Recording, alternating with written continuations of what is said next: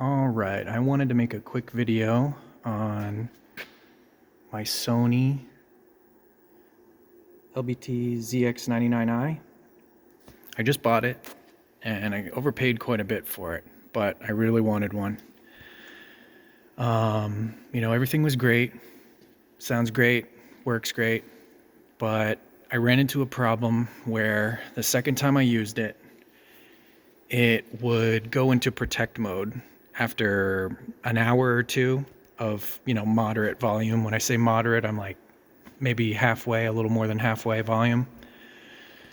And I wanted to make this video because there's not a lot of information on these stereos. There's very certainly not a lot of repair information on them. They were made in pretty limited quantities right at the tail end of the micro hi-fi component systems that Sony and JVC and everyone else was making. So I did as much research as I could. A lot of people with similar problems, well, more like a handful really of protect lights, but no real causes or diagnosis.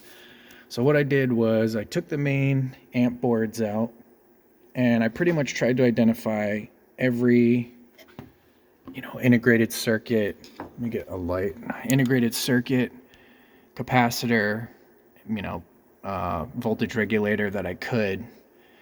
And I tried to focus on the amp boards themselves. This upper one, I'm not sure. Let's see.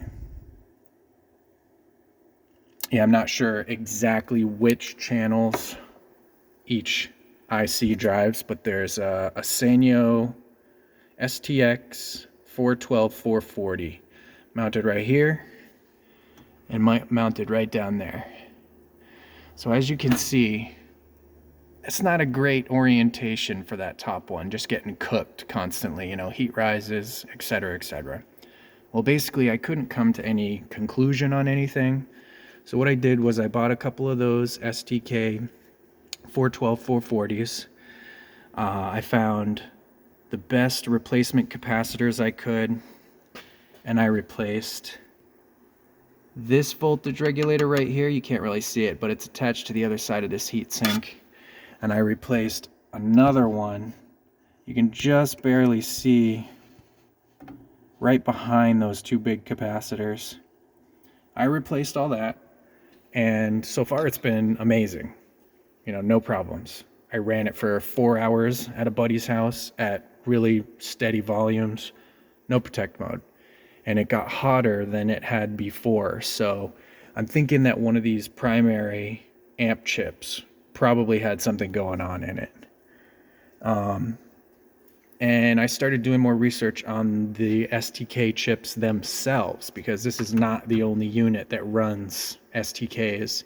Vintage amps do, some newer versions of these do, and I wouldn't say, I don't know how recent they're being used, or what units they're still being used in, but they were a pretty popular choice, probably cost effective. But anyways, apparently they're very, very sensitive to heat. And what I'm thinking is that something inside one of those chips was just not happy after a certain amount of operating time. So I replaced those. I replaced all the thermal paste on them. I modified a couple shields. This was one piece, and I kind of cut the center out because it goes right over here. And sure, it adds quite a bit of rigidity to the back plate and to the heat sink itself, but that's just a plate blocking all the air and hot air from coming out of the cooling vents at the top of the system. The fan is quite a big fan, and it's an exhaust fan, but there's nothing going on in front. So what I just did today was I took a small 12-volt fan out of a JVC MX-GT88 that I had kicking around that's just worse for wear. So I took this fan out of it, and I wired it up in here, at somewhat of an angle to kind of blast right in between the two ICs. I've got it hooked to a capacitor that was running around 12.5 volts with the system on. I don't think it'll be a problem.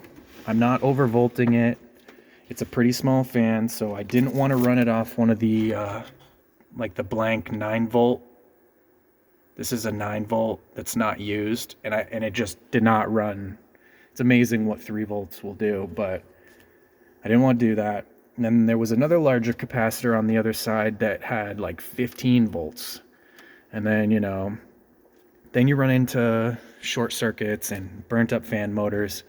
Luckily, this has a pretty thorough protection system, and if that ever happened to the fan that was hooked to one of those circuits, or even to that capacitor, it should kick into protection mode, because I accidentally triggered it myself just when I was working on it. But yeah, so basically I just wanted to post this video because, like I said, there's not a lot of information on these stereos. Nobody's fixing them anymore. I'm sure a majority of them have died. They were not produced in nearly as high a quantities as a lot of the other component systems they had were. And if you look online, there's almost none of the 99i, but there are tons of the 66i. So some of the parts in them may be interchangeable, but I didn't want to go out on a limb and pay, you know, $300-400 for a lesser system just to have none of the parts match up. So if you guys are having any problems with yours, you know, consider doing some, you know, some refurbishing to those amp boards, and you'll probably be in pretty good shape. I think the protect on this is super duper sensitive, but also it's good. You just have to be willing to kind of dive in and do a little soldering. I did get a really nice desoldering gun with a vacuum in it, so that made working on those little teeny tiny IC, you know, prongs much easier, as opposed to just using a standard iron. But I just finished the fan install, verified it works, verified the cooling path, so I'm going to get it all put back together and make sure it still works properly. All right, everyone. Just leave some comments and, you know, let me know if you guys are having any issues with your systems, or if this is something you're interested in. I just posted this for, you know, purely educational purposes, so sorry if it's a little bit long.